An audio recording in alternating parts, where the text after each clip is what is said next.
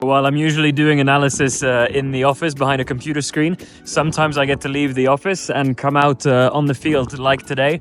We're in Saxon in Valais, Switzerland, in the middle of the Alps and apricot trees. Over here we are monitoring the flowering and the end of dormancy. The apricots in this region are highly affected by frost, which can come in late March or in April.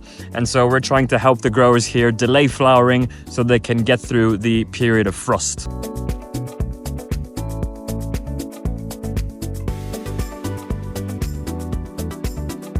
So in this orchard, we're using our new minisensors. This is a prototype, but as you can see, it's quite a lot smaller than our previous devices. The advantages of this new device is that it's battery powered and that it's a single channel device. So we can place these very easily in an orchard like this, and it wirelessly will transmit the signals straight to a base station, which then sends us the data and we can monitor this in real time from anywhere in the world.